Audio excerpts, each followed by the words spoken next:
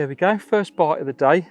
I'm giving our new method feeders a try out today in the different sizes. And this little common's come along. We'll show you what we're doing as the day goes on. But for now, I'm just going to get this one straight back.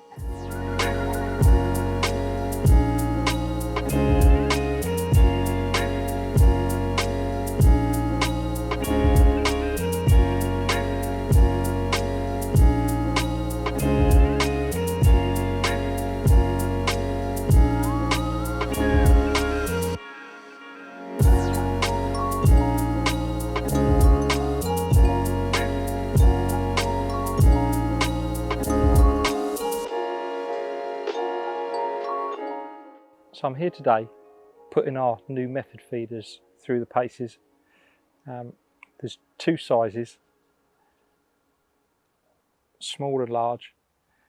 The small, they range from 20 gram to 60 gram, and the large is 30 gram and 50 gram.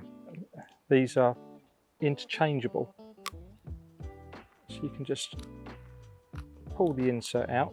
You might have seen these inserts before because we've got them on our lead systems, and they're also the same inserts that are on our controllers. So you can pop that out and slide the feeder off. I'll show you how to do that next time I bring the rod in.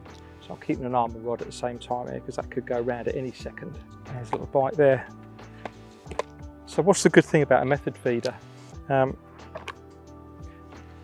One of the advantages is you can cast it once, you can leave it knowing that you've got a little pile of bait on the bottom, your hook bait right in the middle. It's a sort of thing you can just cast once and just wait for a bite, or you can build an area up by keep dropping it into the same spot and gradually building your swim up with a bit more feed. Because it's the height of summer, fish are very active. I've actually gone a step further today, so I'm actually using my method feeder, but I'm also pinging in some 6mm pellets over the top as well. It's quite shallow, so the fish aren't going to come up in the water. So that'll be putting a bed of bait out on the bottom, drawing fish in with my pellets that I'm feeding by catapult, and then they've got that lovely method feeder with a nice concentrated pile of, today I'm using 2mm banoffee sticky pellets and then a little sinking dumbbell as a hook bait. So just reel this in now and I'll show you how to load the feeder up.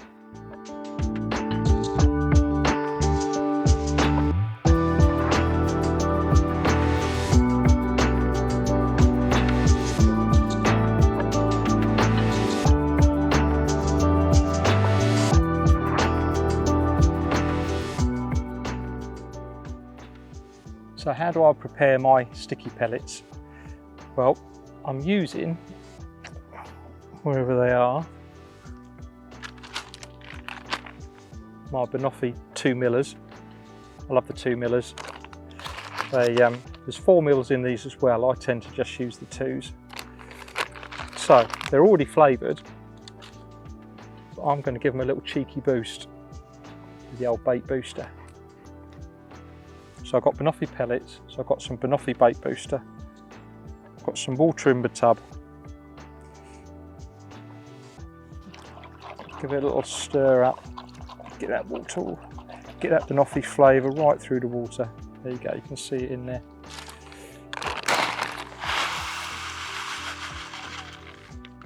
I've poured in enough pellets that they're just going to sit in that water, and as a general rule of thumb, if it's a 2mm pellet, I'm going to soak them for 2 minutes. If it's 4, I'll give them 4 minutes.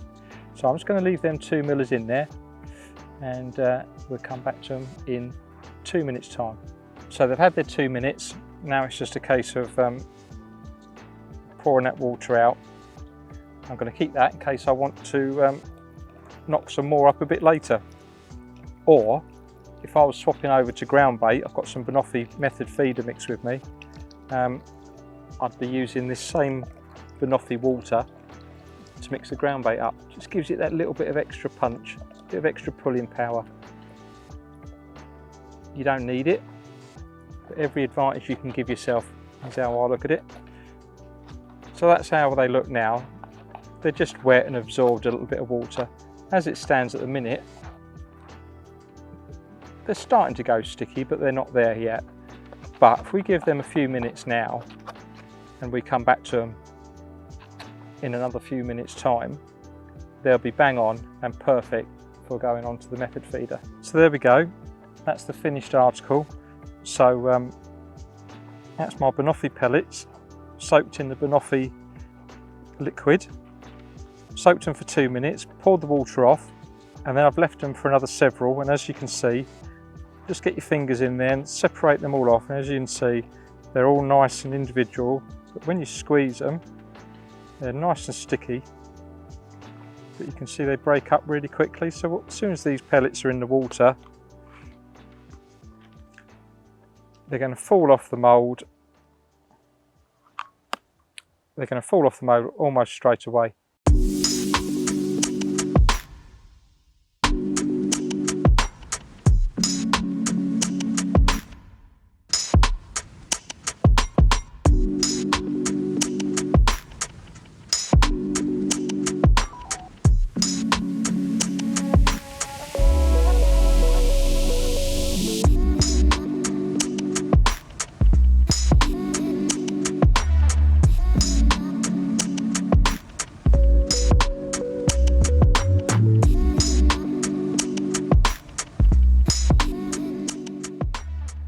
There's another one to the 2mm sticky pellet method feeder.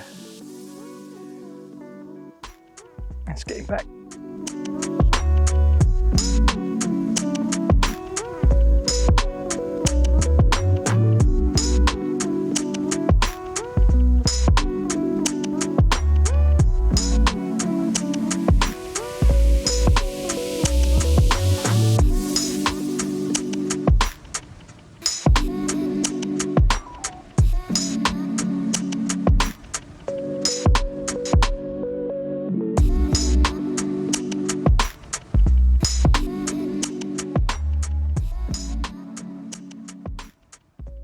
So I've shown you how to prepare the sticky pellets.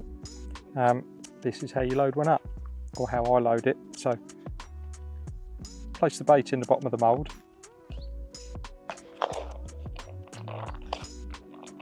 I tend to just overfill the mould because we're going to use the actual feeder to compress down. So hook bait in first, cover it with pellets or ground bait. I'm using sticky pellets today. At this stage, make sure your line's coming off the feeder the same way that it goes in the mould. Hold the wings on the side, good hard press down with your thumbs so you can't go any further. Turn it upside down, and there it is. I like to be able to see my bait on the top, that way I know it's not caught up in the feeder inside. And that's an instant visual attraction then, so the carp's going to come in, it's going to peck away at those pellets. They're probably going to drop off the pellet's going to drop off the feeder within a few seconds of it being in the water, leaving your hook bait right in the middle of them.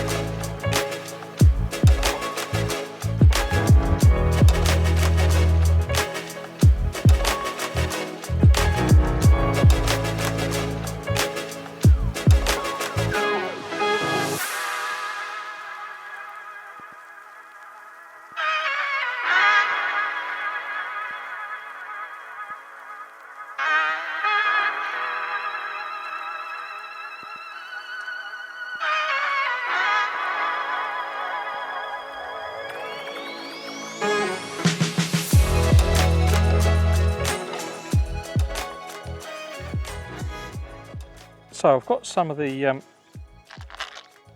banoffee wafters which are matching the banoffee pellet, but I've actually found that a little fluoro bait is getting me the bites today, which is why it's good to have a selection of hook baits. It's nice to be able to match your hook bait with your pellets, but it's not essential. And it's these really, really bright red ones that have been getting me the bite. And to put it on, I hold the bait at the band on top of the bait, hold it with my nail, pull the band round. That's that now on. So I'm just going to talk a little bit about my actual setup away from the terminal end, about how I've got the chair and everything set up. With this sort of fishing, you can get yourself nice and comfortable. You can use a chair, and you don't want to, unlike float fishing when you want to be holding the rod ready to strike, with feeder fishing, this sort of feeder fishing, the fish is hooked, the last thing you want to do is strike. So therefore it's very much a hands-off approach rather than hands-on. Therefore I've got the rod in a position that I can get to it easily by removing the armrest on my accessory chair, so I can get down and get to the rod nice and easy. I've got the rod positioned away from me on separate rests, so I'm using the rear accessory rest on the chair and then a front rod rest with our new quiver section on it. So with this sort of fishing, the fish is already hooked when you've had the bite, so you're just literally lifting the rod and starting to play the fish. There's no striking involved. If you strike, what you're going to do is two things could happen.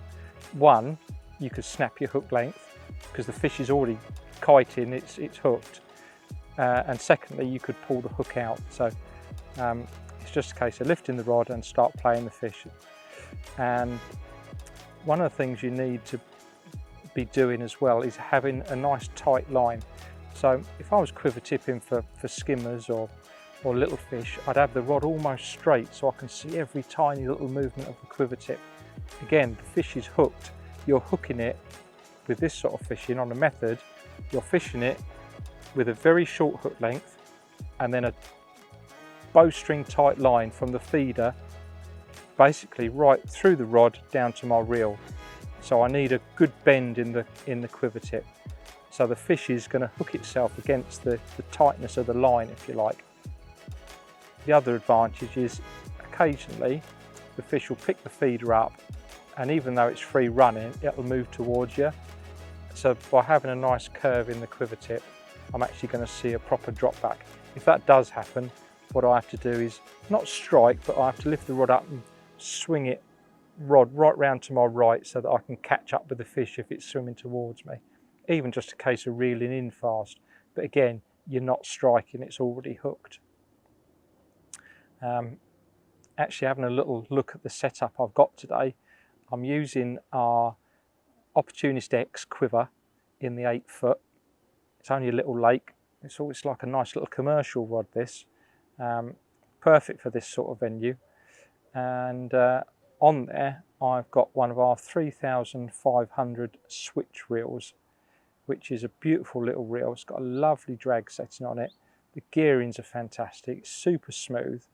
And on the reel I've loaded that with 8-pound Korum feeder line, which is a super strong feeder line.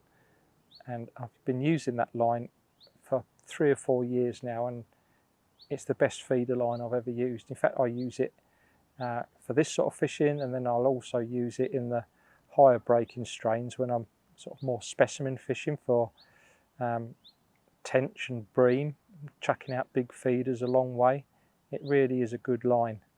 So that's a little look at how I've got the rod set up and how my chair's set up.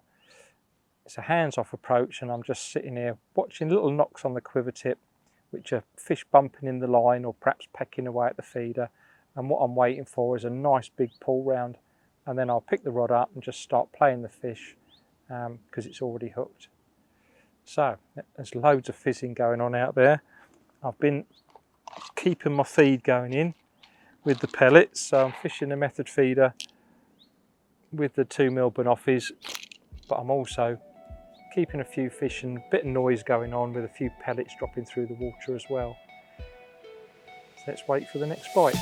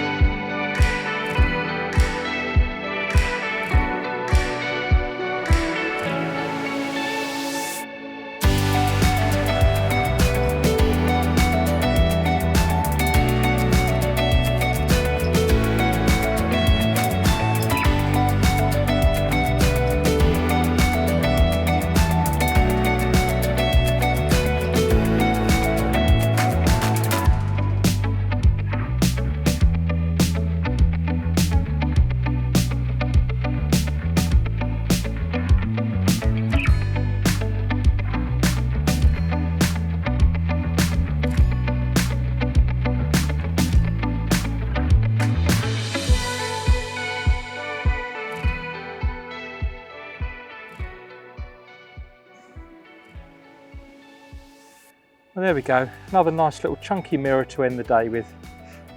Showing you a few tips on how to use the new method feeders. I hope you can put that into your own angling.